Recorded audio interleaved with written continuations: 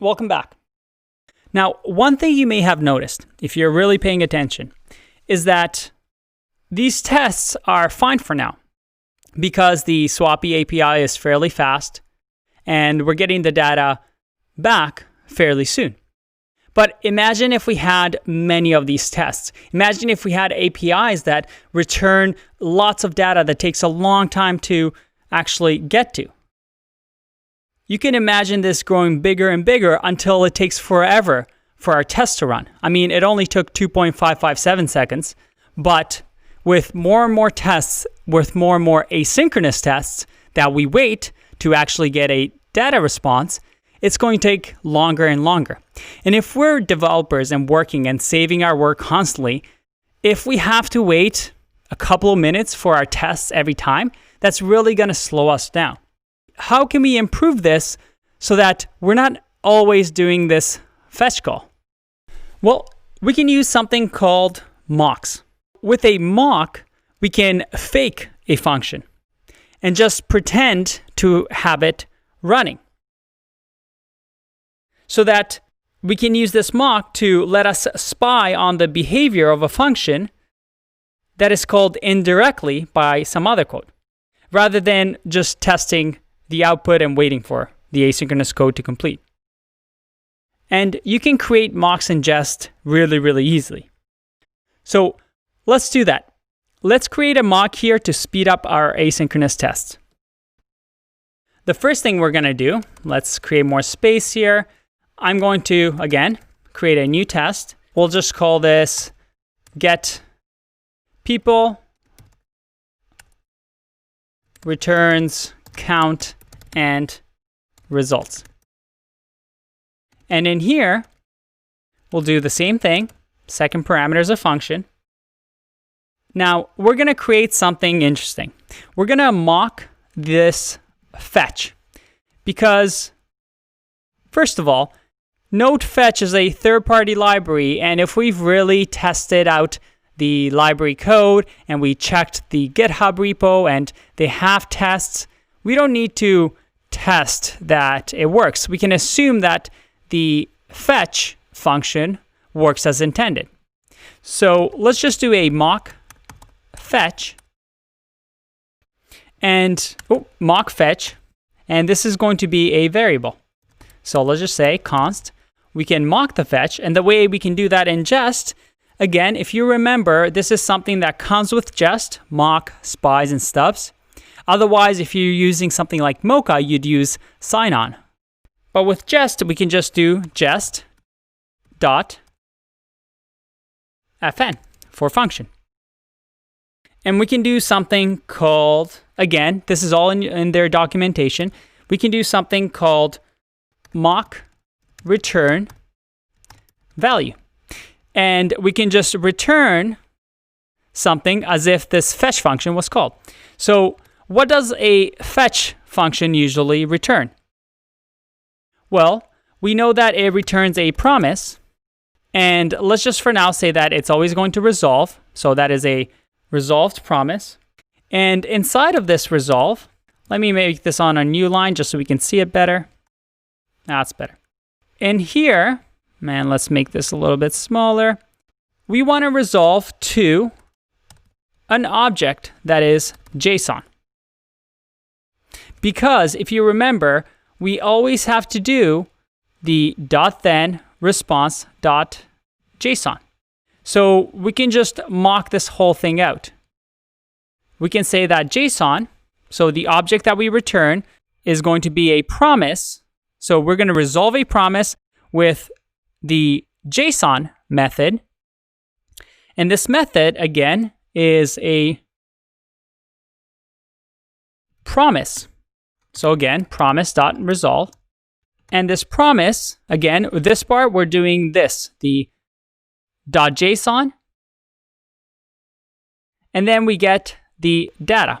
So we can say that within the resolve, we'll have count equals 87. And the results will be, let's just create an array that says 0, 1, 2, 3, 4, 5. Let's save this and get a bit of a syntax error. Let's fix that. We have an unexpected token, and I forgot a comma over here. Classic commas, they always get me. All right, so now we just mocked the fetch call. Instead of calling this get people promise and wait for the data and get the data.count, data.results, we're actually just doing that automatically, assuming that the API works, so we can just test our other parts of the function. Again, because this is still asynchronous, we're returning a promise, remember. We'll want to do a return swappy.get people. Now let's do get people promise. And in here, we can, instead of the fetch, do the mock fetch. We're mocking the function that is fetch. And this is how, when we test, we can use dependency injection to make sure that we're testing different functionality. And you might remember this from integration tests.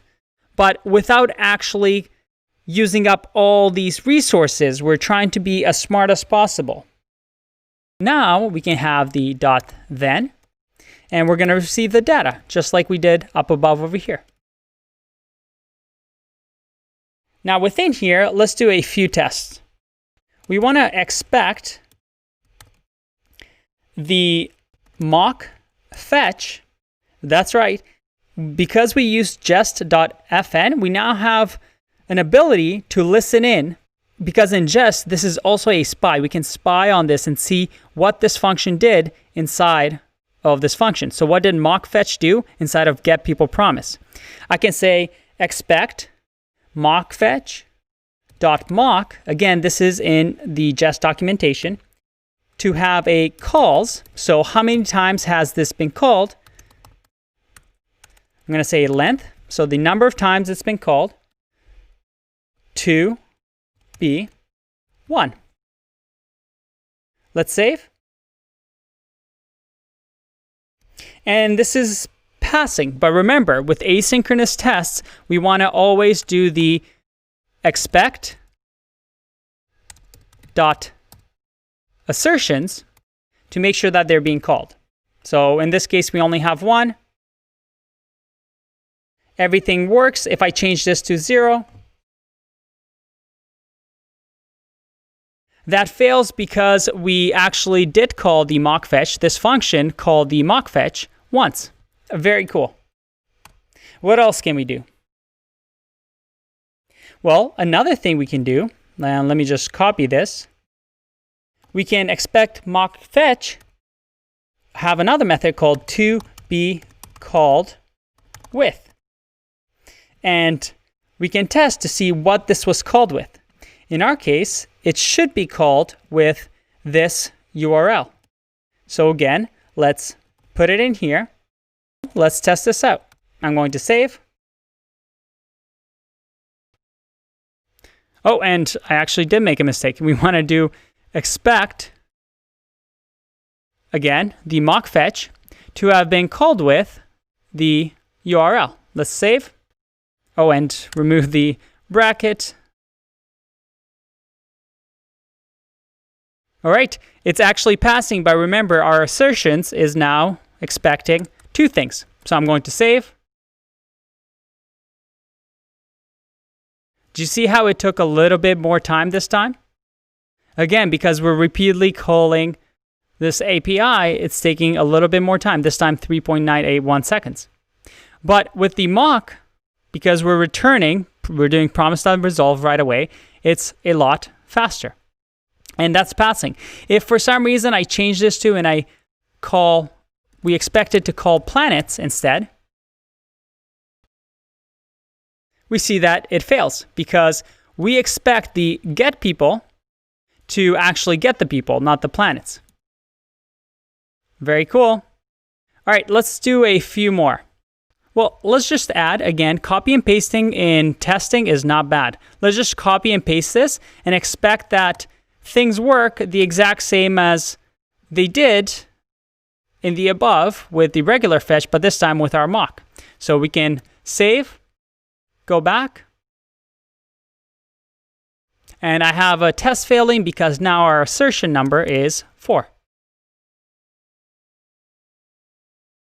Woohoo!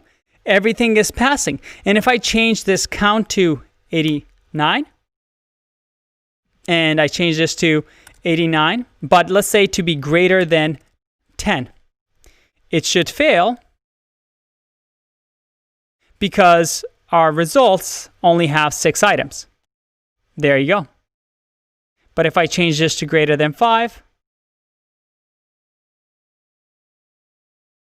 our tests are passing.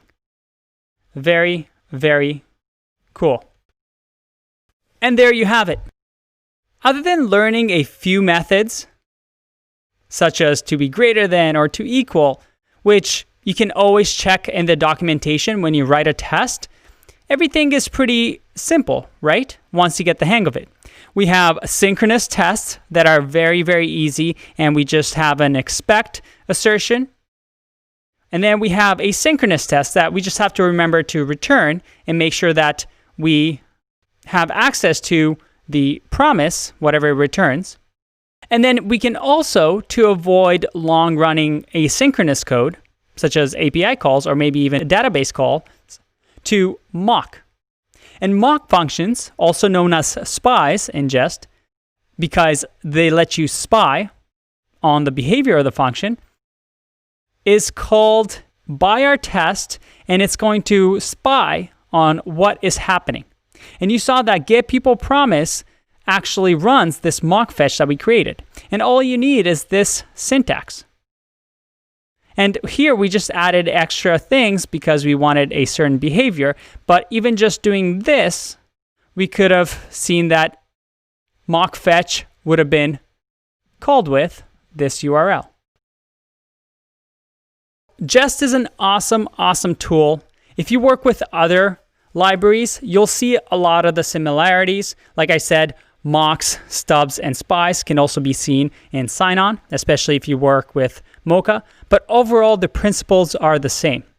And you can see that tests can be fun because we're just testing logic.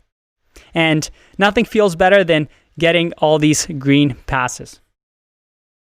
All right, that's it for now. I think it's time for us to get into some React testing and testing our RoboFriends app. I'll see you in the next one. Bye-bye.